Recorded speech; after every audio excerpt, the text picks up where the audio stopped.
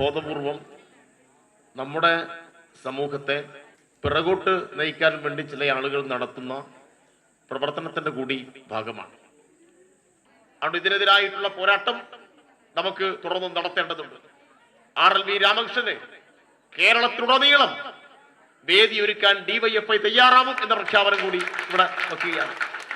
ഒരു ജാതി കോമരങ്ങളും ഒരു ജാതി പ്രമാണിമാരും ഒരു തരത്തിലുള്ള തടസ്സവും സൃഷ്ടിക്കാൻ ഇദ്ദേഹത്തിന്റെ പരിപാടിക്ക് ഒരാളും മുന്നോട്ട് വരില്ല. ശക്തമായി അതിനെല്ലാം പ്രതിരോധിക്കാൻ ആവശ്യമായ കരുത്ത്, സംഘടനാപരമായ ജാഗ്രത DYFI പുലർത്തും. കറുത്ത നിറമുള്ളവർ നൃത്തം കളിക്കേണ്ട എന്ന പരാമർശത്തിനും ചിന്താഗതിക്കും എതിരെയാണ് ഈ പ്രതിഷേധമെന്ന് RLV രാമകൃഷ്ണൻ പറഞ്ഞു. യോഗത്തിന് ശേഷം പ്രതിഷേധ സൂചകമായി RLV രാമകൃഷ്ണന്റെ മോഹിനിയാട്ട അവതരണവും നടന്നു.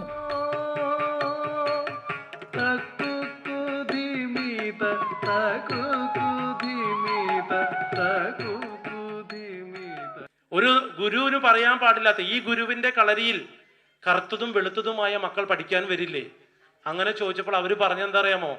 എൻ്റെ ക്ലാസ്സിൽ വരുന്ന കറുത്തുള്ള കുട്ടികളെ ഞാൻ മത്സരത്തിന് പങ്കെടുപ്പിക്കില്ല. അപ്പോൾ ഇവിടെ മത്സരം മാത്രമാണ് ഇവരുടെ ഉള്ളിൽ.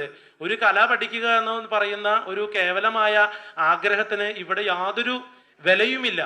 കറുത്തവർ നൃത്തം ചെയ്യണ്ട, കറുത്തവർ കാക്ക പോലെ കറുത്തവർ നൃത്തം ചെയ്യാൻ അർഹതയില്ല.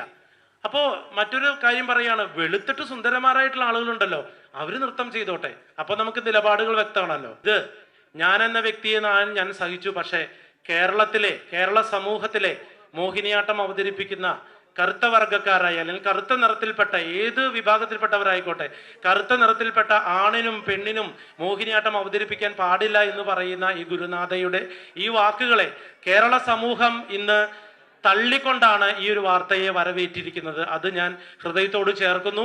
ഈ DYFI ജില്ലാ പ്രസിഡന്റ് RL ശ്രീലാൽ അധ്യക്ഷത വഹിച്ചു. കവി എങ്ങണ്ടിയൂർ ചന്ദ്രശേഖരൻ മുഖ്യാതിഥിയായിരുന്നു. രാഷ്ട്രീയ സാംസ്കാരിക രംഗങ്ങളിലെ പ്രമുഖരും പ്രതിഷേധ യോഗത്തിൽ പങ്കെടുത്തു. കൈരളി ന്യൂസ്, തൃശൂർ.